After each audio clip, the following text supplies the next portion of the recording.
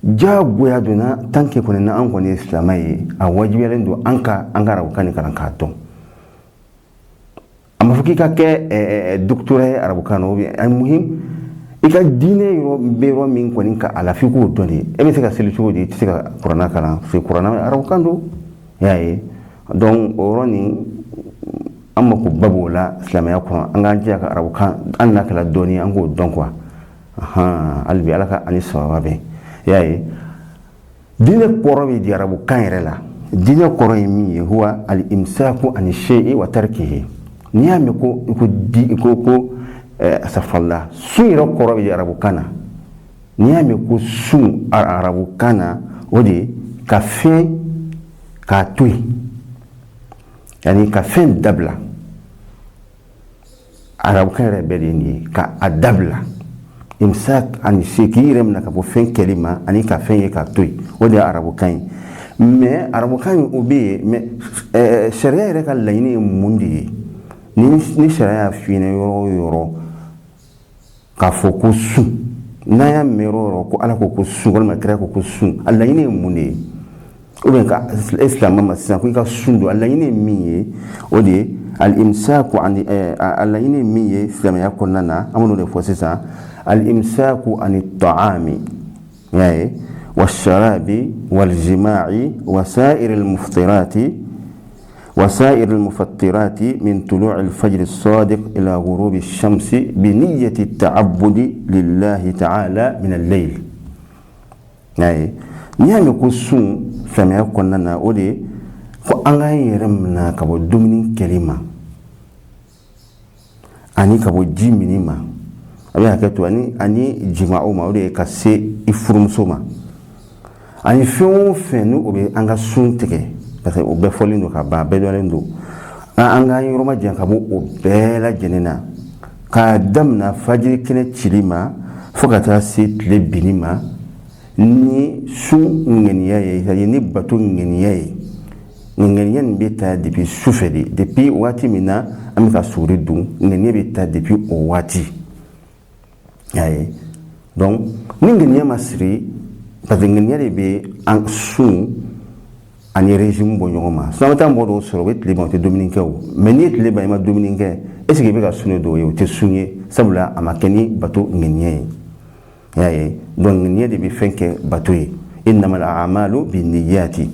Kira ko sallallahu alaihi wasallam barabe ke ngenia de barabe ngenia ni bulu. Ni ngenia mi abi ke odi. Halbi alaka ani sawabe. Yaye donc ni ame ko sun islamia konnana nindo nya fo chugo no sisa nindo yaye donc ni ambola yidu kumala teliabuloma sun yirabe kila kata tlaro majili islamia konnana nafra ko sun abe kila kata tlaro majili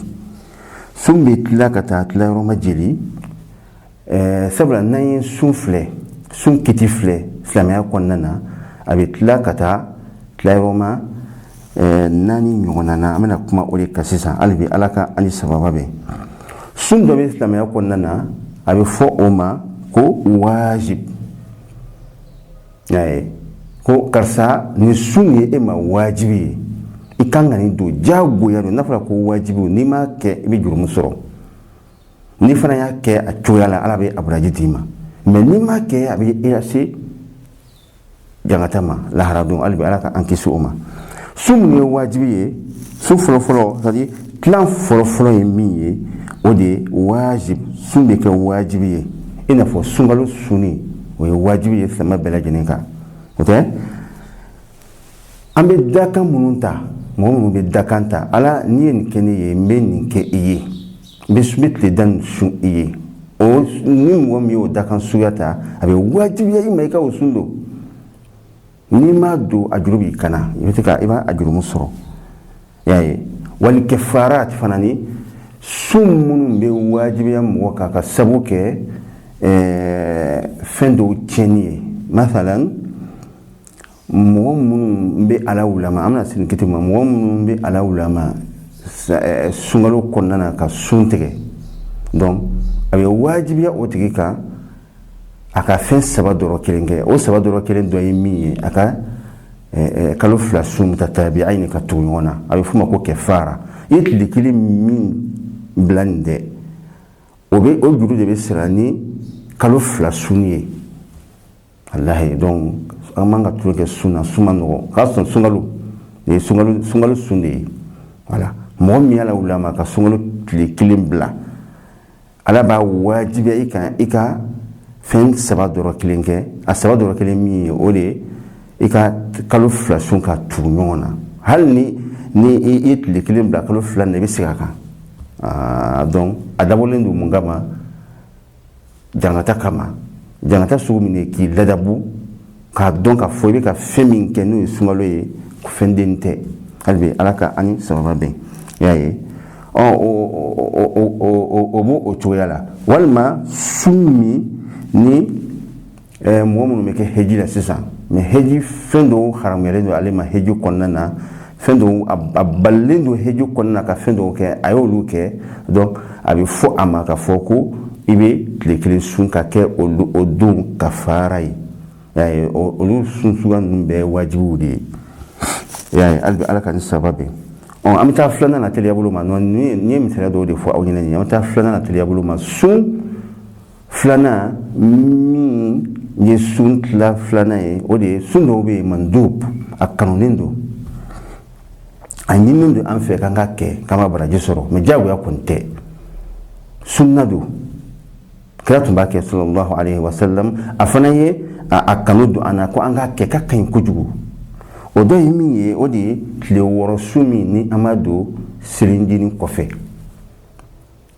o tile wɔɔrɔ nin sun ni mɔgɔ min ye sunkalo sun kira b'a fɔ ten sallallahu alaihi wa sallam ka tila ka tile wɔɔrɔ nin sun ka fara kan a bɛ kɛ ko mɔgɔ min ye san sun don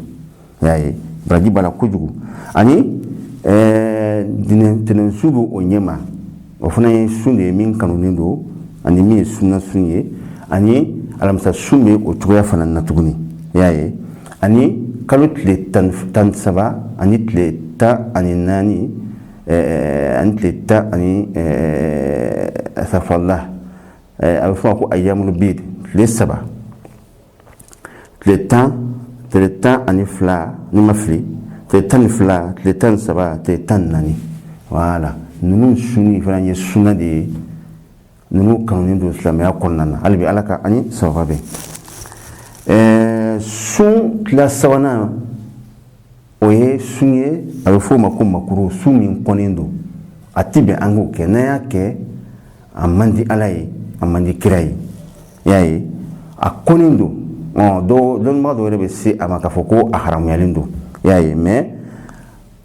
ale kɔni ye tila min ye o de ye tila sabanan ye min kɔnnen don quoi voilà o kɔrɔ ye di o ye don ɲumanw ye siyam ayami tashriq i y'a ye sunkalo la sisan safurala seliba don o tɛ seliba don kɔfɛ masalan tile minnu bɛ tugu seliba la ka tugu seliba la parce que an b'a fɔ de ko seliba ye tile saba de ye a don fɔlɔ bɛ yen filanan fo tile saba seliba bɛ bɛn o de ma donc o don ninnu kɔnɔna na ka sun don a kɔnnen don hali n'o y'a sɔrɔ i bɛ ka sun don juru b'i la i kan ka to yen ni o tile saba tɛmɛna waati min na i bɛ se k'i ka sun don hali bi ala ka ani sababa bɛn sun dɔw bɛ yen a bɛ f'o ma ko muharram a haramuyalen don i ka o dundɔgɔw sun silamɛya kɔnɔna na o ye don jumɛn ye ka siyami al-iidayni seli don ko sun seli bɛ bi e bɛ sun na la yajuz o ye haramu de ye walima yawmu shak don min na dɔ ko kalo yɛlɛ a ma ye donc an bɛ ka kalo ɲini mais e y'i kɛ sun na masalan kalo shaaban an ka kɛ sunkalo makɔnɔ tile 29 dɔw ko 29 dɔw ko tile 30 dɔw ko kalo bɛ se ka ye a tɛ se ka ye donc e kɔni y'i kɛ sun na e ma ɲɛɲini bɛ de la e kɔni y'i kɛ sun na n'a kɛra min ye n'a kɛra min ye n'u ko ko a yera alhamdulillah n bɛ kɛ sun na n'u ko k'a ma ye yɛrɛ halas n bɛ a baraji sɔrɔ i tɛ baraji sɔrɔ i bɛ jurumu de sɔrɔ i y'a ye donc sun kan ka don ni degeniya de ye donc ni de a tila nannaye halibi ala ka ani sahaba bɛn ni ala sɔnna ma ninnu bɛɛ lajɛlen walawalaliw bɛna na kɔfɛ biiznillahi taala donc an bɛ bi walanda bila nin yɔrɔ in na yan ni ala ye waati gɛrɛ di an ma an bɛna kuma sun fan wɛrɛw kan an bɛ ala ɲini an b'a ɲini ala fɛ sunkalo nafa ala k'a d'an ma ala k'an ka batow minɛ ala ka an ka bato sabati an bɛ ka min ɲini ala fɛ sunkalo in kɔnɔna na ni ala ta bɛ bɛn ala k'o nɔgɔya ni aw bɛɛ lajɛlen ye donc an b'a fɔ o ma ko a ka aw ni ce aw ka tulomajɔ la a k'an bɛn waati gɛrɛ assalamu alaikum warahmatullahi wabarakatuh